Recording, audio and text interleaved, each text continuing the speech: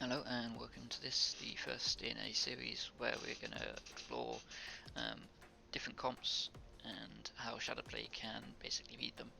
So in this first one we're going to be looking at a series of fights against WLDs, so Warlock Druid, and also this series is a very good example of how players individually can adapt as you're playing the same team over and over and over again, learning what you need to do and the strengths and weaknesses.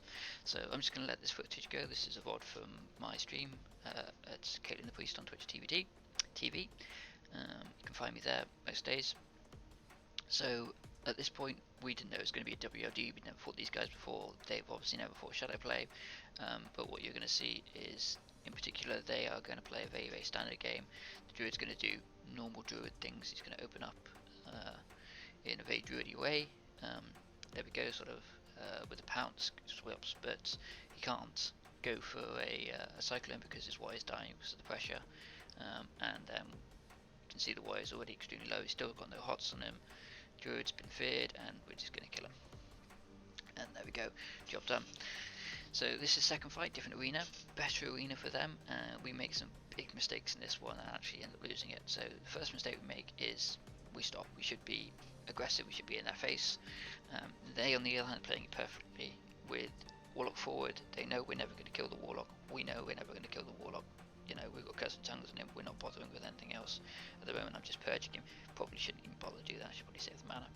But when we're sort of turtled like this, we hadn't really appreciated how terrible this is as an idea. So we were sort of satisfied with how it was going, we were just going to play a long game and drink up. So Warrior comes in, but what you notice this time is A, the Druid didn't go for the pounce on me, and B, when the Warrior comes in, every single time he comes in, he's already hotted, he's pre-hotted, ready to deal with the damage of our dots, and that allows him to actually stay in and deal damage rather than having to run away. So here we go, Bloodlust for me, this is a sort of a get-go, but he sees the Bloodlust and runs away, and because we're played defensively, we've given him the space to do that, he can therefore has literally just run away and completely waste our Bloodlust. I've also now popped Mana Tide, so that Bloodlust and Mana Tide, two big cooldowns used by me, and what they traded for it, some buffs on their Warlock and some Druid mana. Nothing of significance. Again, Warrior coming in, but as he comes in, already got three hots on him, no problem. At this point we realise that we're kind of screwed and we need to push across, stop them running away, but this is getting too late. The Warrior can do the pressure, I'm going to get blanketed in a second, get the NS off, blanket CS, and yeah, he's dead. Fortunately, the next one's in the ground as well, so we can really see quite a stark difference in our play. The biggest one, obviously, just being our positioning.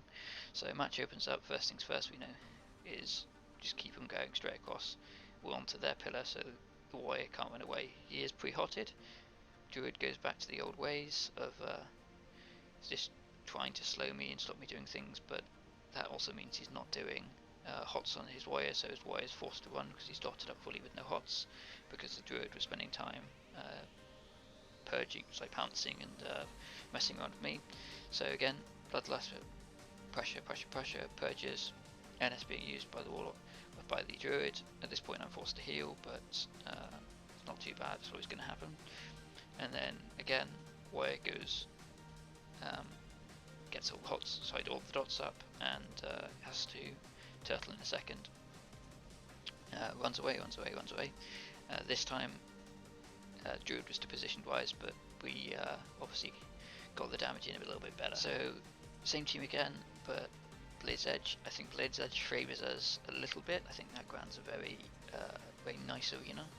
But the next thing you'll see is an evolution for me, a difference in that I'm going to start using Frost Shock, which I think is a really good thing against Warriors.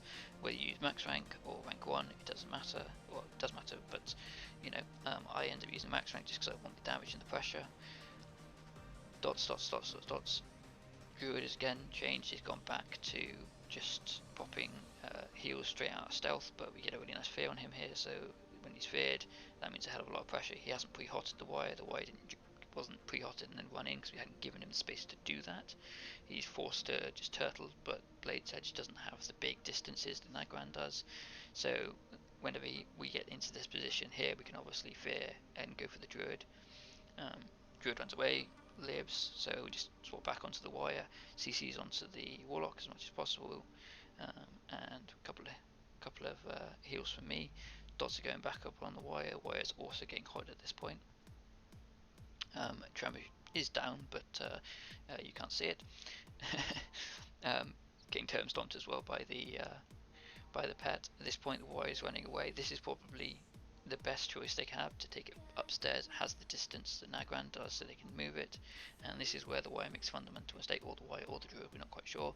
Miscommunication here, but he runs back in, and as you'll notice, he runs back in and he's got no hots on him. He can't be offensive unless he's been pre-hotted. And there we go, he dies.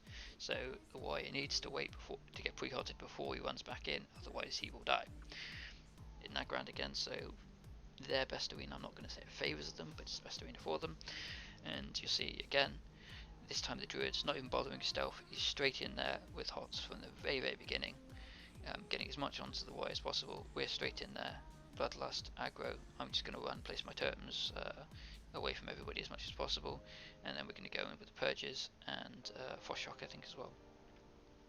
Off shock onto the Warlock just to stop the fear, tremor down for the Howl of Terror.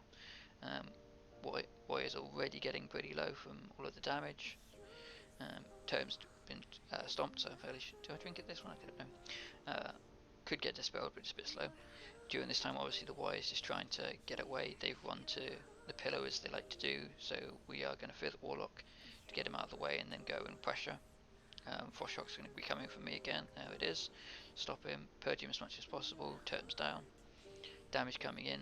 The druid is in the wrong side of the pillar. He should have been following the warrior, or the warrior should have been on the opposite side, but as a result he's not going to get the healing and the pressure is going to go again.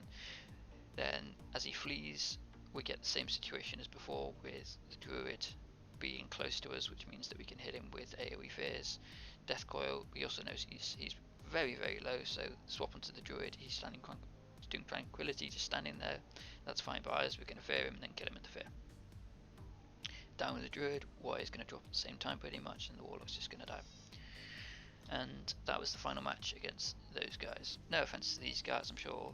I was told that the druid wasn't the normal druid, so but this is how not to do it as a WLD. Again, Lord of One, I think this arena probably favours us, but I also think they stream sniped me at this point. We'd not played them at this point at all, but they are playing basically perfectly as they should. All the way in the lock are. Warrior's turtle not coming out, the lock is pushing into us, the warrior comes out. Purges, as you see, is not pre-hotted, the druid's not familiar with the damage and doesn't respect it. He's going to play like it's a battle of 2v2, come out, pounce, start casting, but his warrior is already at 50% when he starts to put the hots on, and there's no way he's going to get through that, and the warrior's just getting rolled. So I hope you find this interesting.